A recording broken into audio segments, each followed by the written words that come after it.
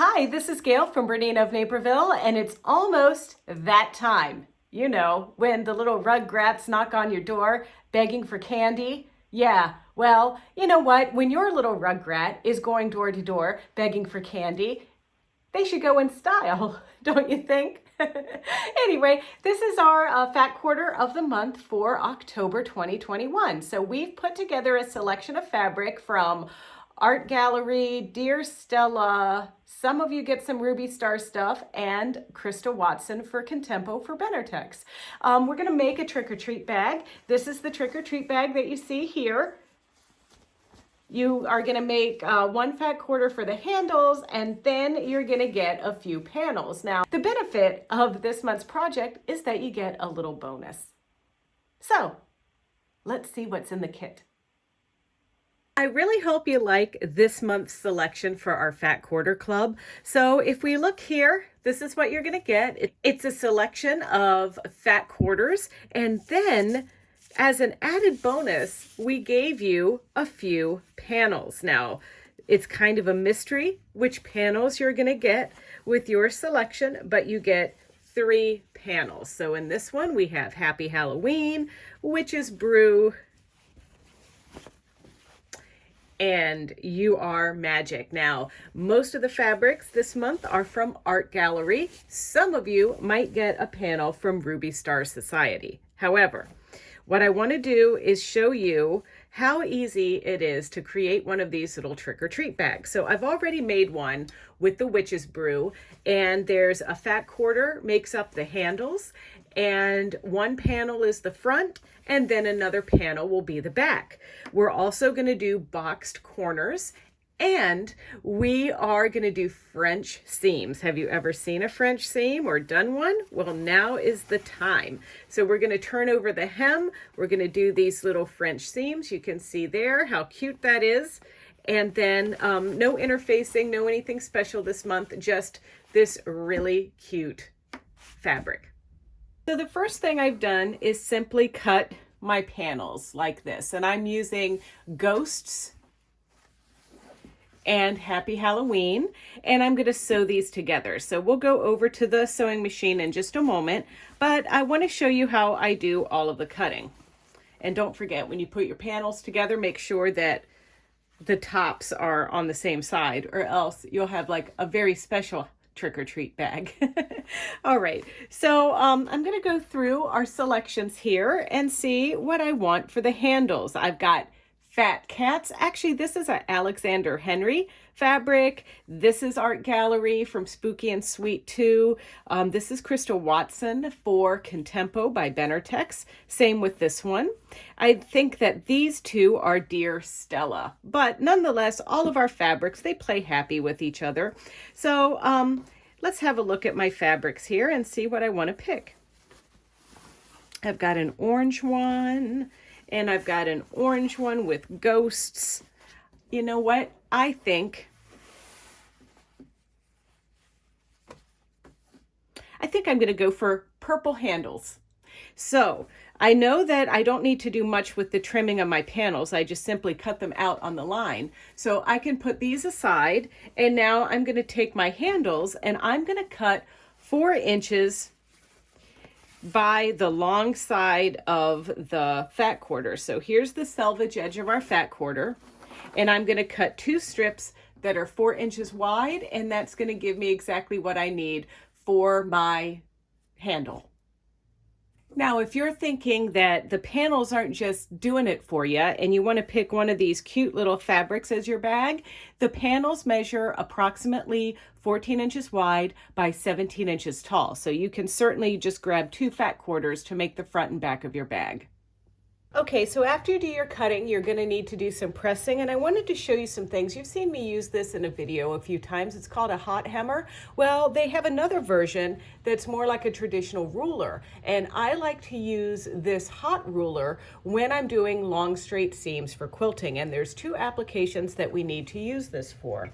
One of them is folding up the tops of your bags 1/4 inch, and you can see I've already done that here, but then once you do 1/4 inch, you're going to press this up to 1 inch. And you can just use these ruler guidelines on the ruler to do so. And this is great anytime you have to hem something. It might not just be this bag. It could be a purse. It could be maybe a dress with a nice straight seam, just something like that. So I'm going to go ahead and give this a pressing.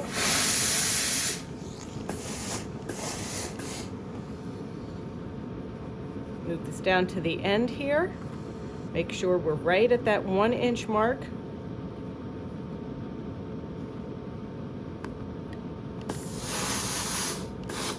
Okay, and now we're ready to top stitch that, and I have to do the other side. But also make sure you do the correct side, the top side of your panel. So then once you do your panels, you have these 4-inch strips that you've cut for your handle. And you can see here, I've already pressed. But what I did is I first pressed it in half like this, and then I pressed it over and over. Now we don't necessarily need our hot ruler for that, because naturally by this being a straight piece, that just makes it a little bit easier. And so now I'm just gonna, once you press everything, then you're gonna press it again to get a nice crisp seam, and you're gonna do that to both of your handles. So now we're ready to go to the sewing machine. So we can do everything we need to do with the number 10C foot this month. This is the edge stitch foot, but you can sew with your needle in the center position or moved over in the case of making my straps. Now, another thing about making my straps is that I'm actually using, I've got like so many different varieties of color, from this dark pink or purple to the bag. I'm using a really pale pink because I think that's gonna blend in the best with all of my pieces. Now there's a couple different ways that you can hide the raw edges of your end. You can kind of fold them in like this, then fold over and over like this to get started. And then that way you don't have to tuck it when you attach your handle. So I just wanted to do that really quick to get started. And then I'm gonna start in a little bit on my piece. I'm gonna lower my presser foot down, and I'm going to move my needle position. Let's go 2 clicks to the left, and then see how I'm butting my raw edge or my folded edges of my material right up against that blade on my number 10 foot. This is going to make it so easy to do a perfect top stitch.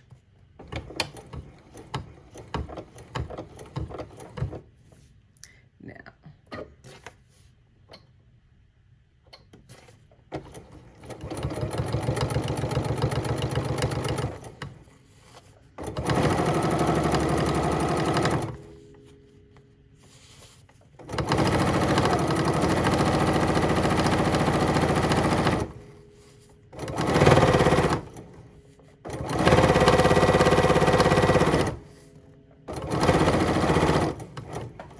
and now I want to do that same folding up technique at the end, just like this.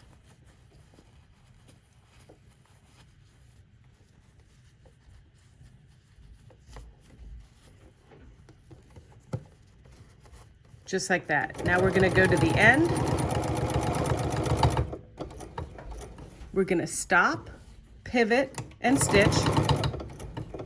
Stop, pivot, and stitch. And we're going to stitch over just a little bit where we left off, or where we started at the beginning.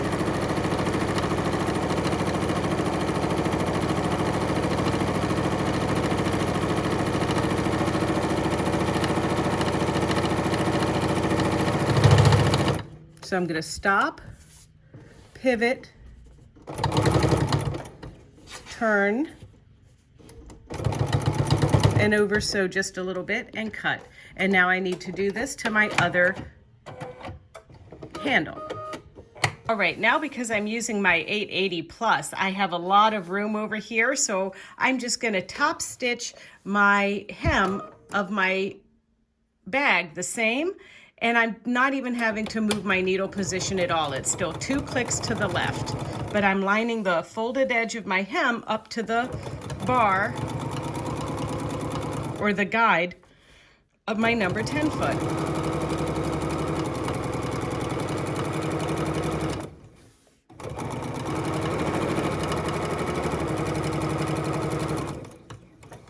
and cut. Now I just need to do the other side and we're ready to try our French seams. Okay, so here are my panels. They've been hemmed. And I've got them wrong sides together. Now that seems a little bit weird, but when you're doing a French seam, you're gonna sew your panels or sew your pieces together, wrong sides together with the world's skinniest little seam. And in my case, I've decided I'm gonna do just a little bit less than 1/4 of an inch, and I'm gonna move my needle position one more notch to the left, lower my foot, and now I am going to use my blade or my guide right here on my number 10 foot as my seam allowance guide. And so this is going to ensure that I am actually using less than 1/4 of an inch. So that's what I'm going to do. I'm going to lift a little bit here. There we go. Make sure everything is just butted up against each other nicely. I'm going to take a few stitches forwards. And now I'm going to go backwards and now forwards again, just lining my seam allowance up against the blade of my number 10 foot.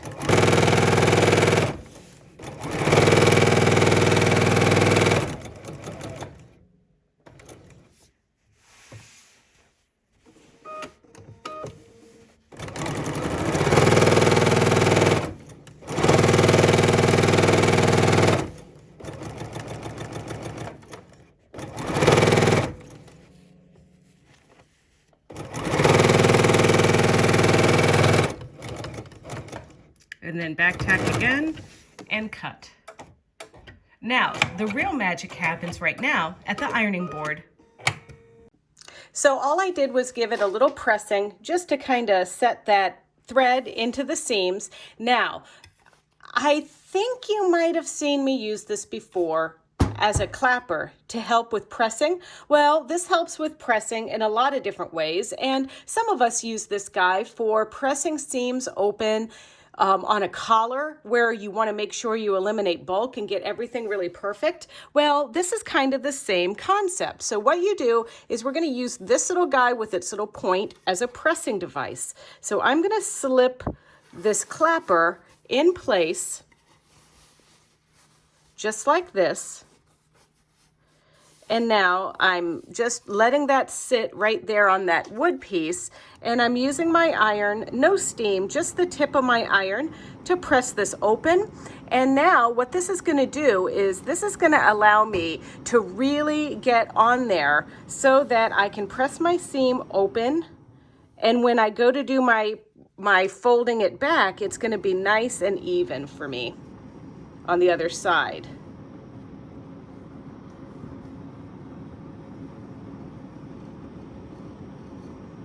And the nice thing about this tip here is I can really get it up to the very tippity tip. And if you want, you could probably even just use finger pressing for this. Now we are going to box the corners, so we don't need to get up to the tippy tip, but that's very helpful. So I'm just going to go around my bag. I'm going to do the other side now.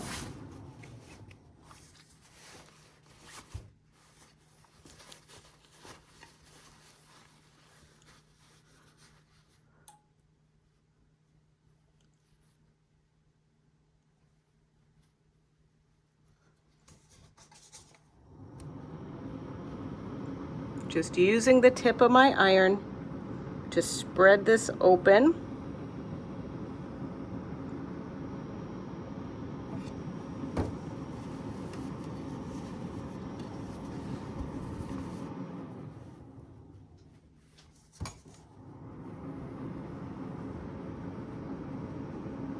There we go.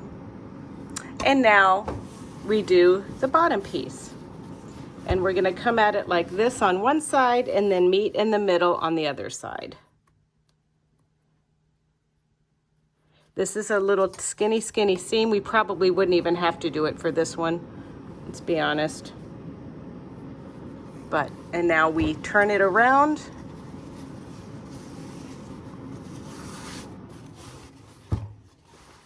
And do the other side. And then once you've done this, it's time to turn the bag inside out, press again, and sew a 1/4 of an inch seam allowance all the way around the bag.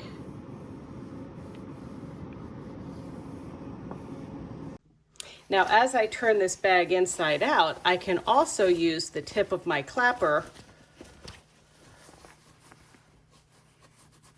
to push my little corner out there. Pretty slick, huh? This way I have an extra hand.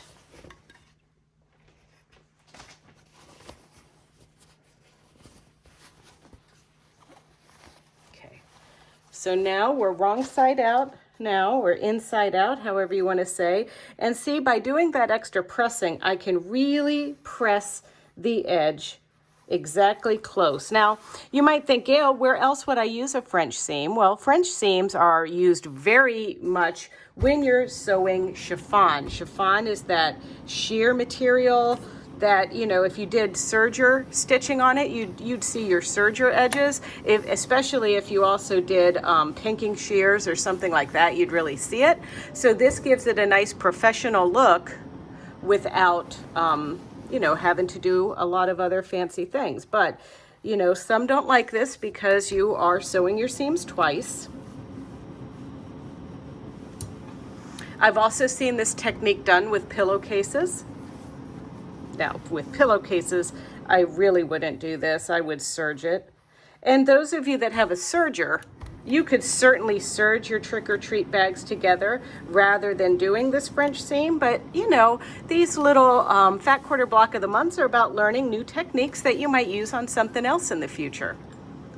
So, I've done all of this, and now I'm going to sew a 1/4 of an inch around using my sewing machine, and I'm still going to use my number 10 foot. Once you get everything pressed, you're going to come over here to your machine, and I'm going to press clear on my stitch, and I'm going to see about a 1/4 of an inch. If you look here, it's about right there on my presser foot, just there like that. But I'm going to use the edge of my foot as a guide and move my needle position 2 notches to the right this time. And now I'm going to line that up like so. About 5 stitches, and backwards 5 stitches, and forward 5 stitches. And then I'm just going to go all the way around.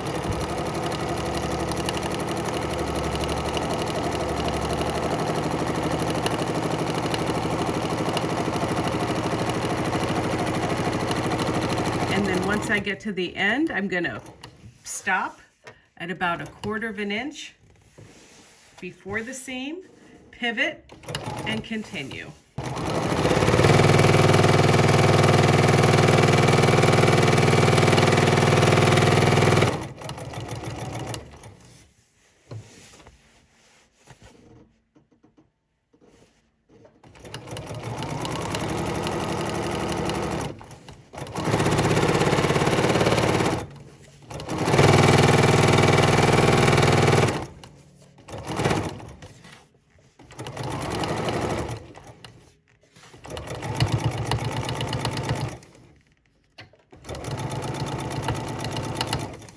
And cut. Okay, hot off the press here with our 1/4 of an inch seam that we did. Now we need a marking tool. I'm using the Slimline graphite color medium tip pen. You can use a water soluble pen, you can use a chalk marker, whatever you want. And then now what I'm going to do is a little magic. Some people struggle with this, but it's pretty easy. We're going to pull on this corner both front and back sides like this, and then we're going to kind of snuggle butt our corner pieces so that we're creating a 45-degree angle. And now I'm going to line this up like this, and then we're just going to come in and box the corner. So I'm using my little Tula ruler here, and I want it to be about 1.5 inches on both sides. So that means that my tip is going to be right at the 1.5 inch mark. So I'm just going to draw my line here, and that's going to be my stitching line. And I'm going to do the same to the other side. just like that. Once again, lining this up at about the 1.5 inch mark.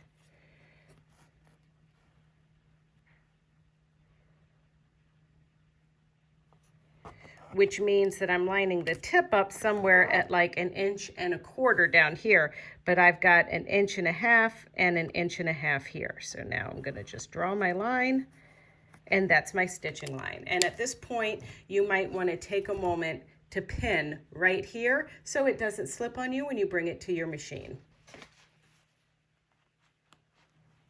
Just like that.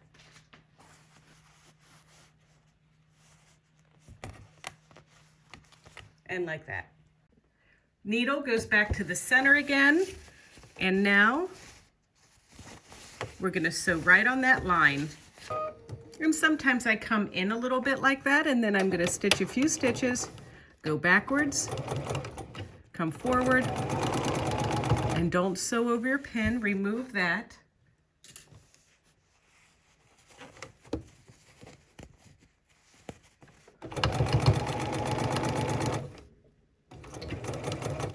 And cut.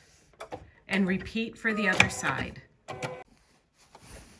All right, since my corners are now boxed on both sides, I can add my handles, and I marked the handles 3 inches from the side seam. So from this area to this, from this spot to this spot is 3 inches. So you do that on both sides so you know where we're gonna put our handles. So I'm gonna take one of my handles, I'm gonna line this up just on that spot there, covering my mark just a little bit, and I'm gonna make a box.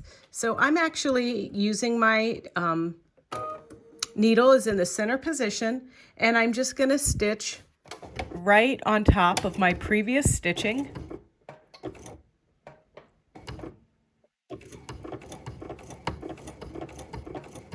And now I'm gonna pivot.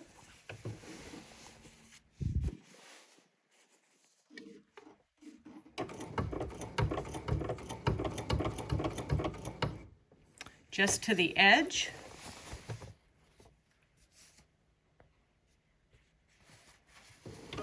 Pivot again.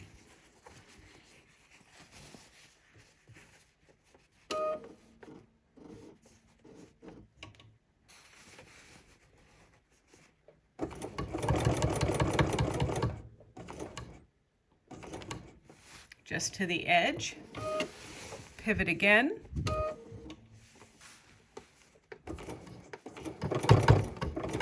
And then when we get back to the corner, we're gonna stitch to the corner, corner to corner like this.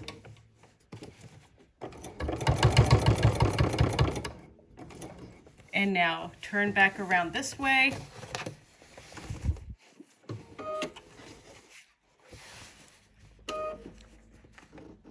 And stitch on that previous stitching. Stop right in the corner. And pivot around again.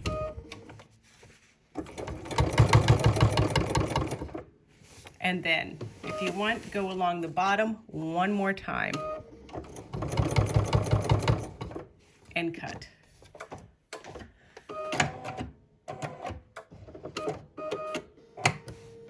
And repeat that 3 more times.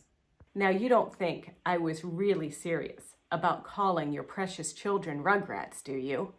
Everyone knows they're ankle biters, says the girl with no kids, right? Anyway, I have to tell you that Halloween as a kid was some of my most favorite times. I loved dressing up in a costume. I loved seeing what other people dressed up as. And in particularly, I loved hiding behind the sofa when the neighbors dressed up as Kiss one year. Scared the crap out of me. I wasn't much for trick-or-treating because I didn't eat candy, but you know, a lot has changed now. I love candy. Bring me your candy. That would be great. If you enjoyed this month's video tutorial for our Fat Quarter Block of the Month, don't forget to subscribe to our YouTube channel and pick up the Fat Quarter Block of the Month from us at BERNINAofNaperville.com. It's easy to subscribe. It's youtube.com/BERNINAofNaperville, and there you can like, comment, and subscribe. So, happy Halloween, and look good carrying your candy around. And by the way, no one's going to judge you if you're 50 years old trick-or-treating. Just saying. Bye-bye.